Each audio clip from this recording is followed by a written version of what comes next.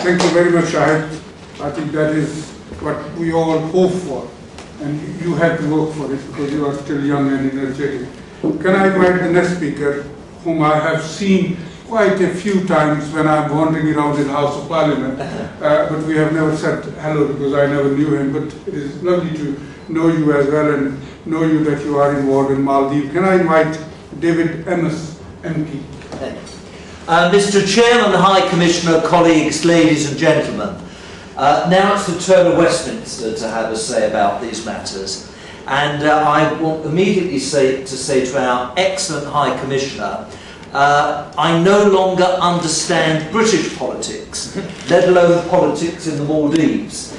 So if some of you would disagree with the observations, let me apologise immediately. I had never been to the Maldives until 4 years ago, and I was invited to get involved in the wonderful country that the Maldives is by Lord Naseby, who was then the chairman of the all-party parliamentary group to the Maldives and Sri Lanka. And as you've heard from previous speakers, many people visit the Maldives for holiday purposes, and they visit paradise. And yes, ladies and gentlemen, paradise is where some parliamentarians hope to go, but do the British public want parliamentarians visiting at the taxpayer's expense? The Maldives, absolutely not, and I'll come to that in a moment. So there we are, people all over the world visiting the Maldives, visiting paradise, and having a fantastic experience. But do they have any understanding of the politics of the Maldives? Absolutely not. I doubt if any of those holidaymakers would have been aware that for 30 years there was just one person running the country and there was no concept whatever of democracy.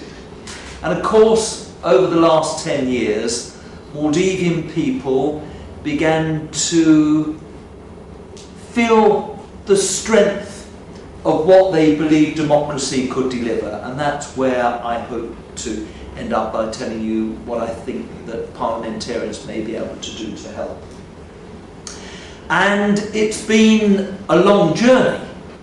My colleagues are no longer here, but Karen, Gary and Ivan, in all measures, helped on this particular journey in terms of parliamentary interest.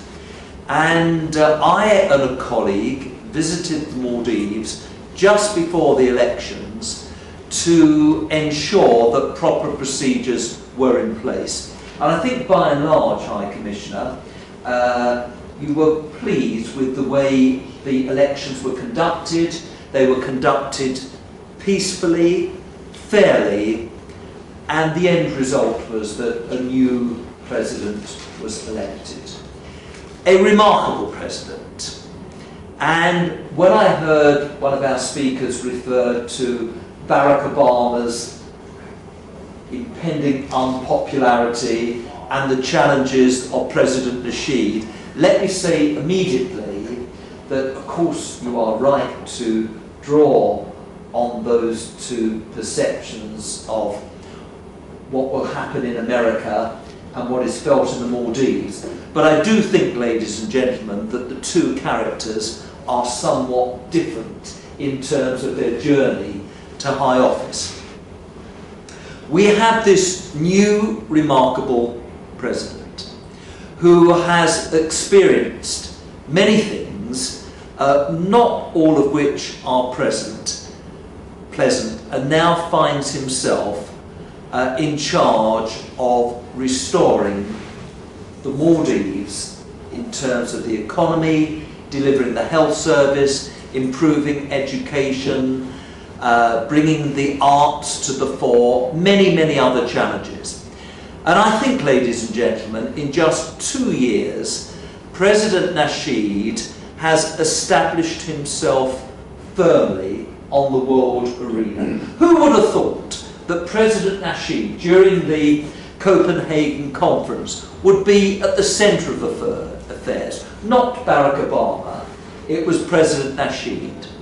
The fact that we have this huge number of islands, the highest point of which is 6 foot, in a very real sense, putting aside the effects of the tsunami a number of years ago, but in a very real sense, experiencing what the result of climate change means in real terms. And that's why I salute the President and the government in what is happening in the island which is being reclaimed at the moment. And my parliamentary colleagues are now very much engaged in this agenda. It's not lip service, but the all-party parliamentary group intends to do everything that we possibly can to help the Maldivian people in their love of their country and in their determination not to see the Maldives just drowned. I can't put it any simpler than that.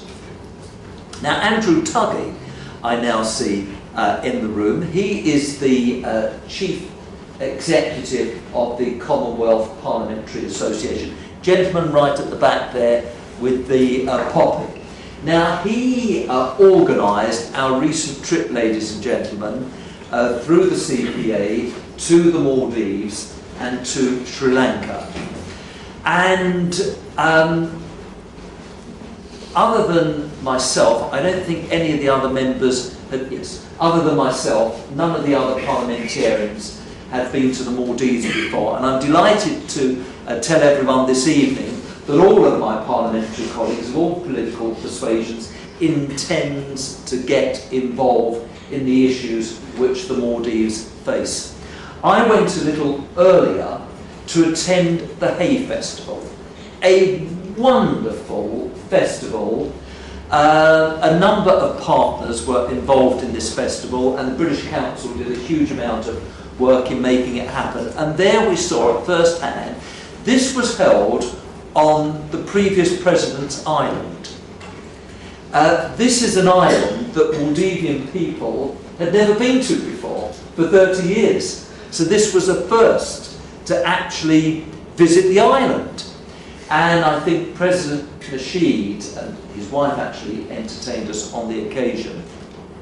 Was very, very clever in, first of all, engaging the Hay Festival to have this opportunity for the Maldivian government to show the challenges of climate change, but to fly the flag for everything that it is there to embrace for the Maldives. So I thought the Hay Festival absolutely remarkable. The Maldivian government has a programme whereby young people such as about your age, and by the by, you didn't get those glasses from Specsavers. I can see they will be a very, very hot purchase in the future. Can I say you spoke so well in terms of how you feel about the Maldives. 30 students have the opportunity to do voluntary service in the Maldives for 11 months, and the opportunity is to build on the 98% literacy in the Maldives and to do everything that they can to spread the English language. There are many, many other things, ladies and gentlemen, that I could share with you this evening, but I just wanted to say this. Why should this country's parliamentarians get involved with the Maldives? We should get involved with the Maldives because of our long-standing historic links. Wherever I go throughout the world and there's an emerging democracy, I now say, yes, I understand it, we messed it up when you gained independence. Wherever you go, it was the fault of the British. Forget all that. I think the British links with the Maldives is absolutely unique. It's something that we should build on. And that is why, ladies and gentlemen, I'm very proud to be the chairman of the all-party parliamentary group to the Maldives. We now have many, many colleagues who are interested in this group.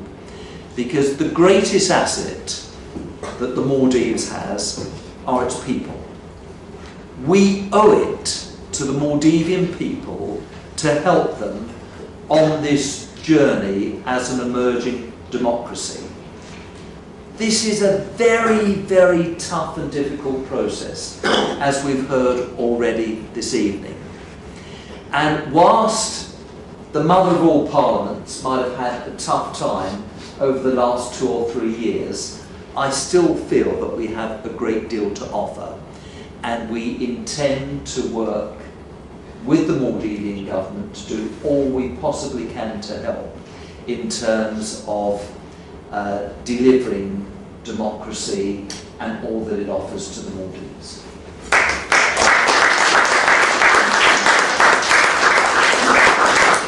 Thank you very much, David, and I can assure you that we will work with you to raise the profile of Maldives and the work President Nasheed is doing. And I think I totally agree with you that most of the third world countries where there is a democracy and new democracy, they always blame the British imperialism. I think there are countries which have been independent for 63 years, including Pakistan, and then they still blame it is the fault of the British. I think some people have to take charge in their countries to move forward and establish the democracy in their countries. And we can, and British should assist them, support them, and they can take the example of British system as well.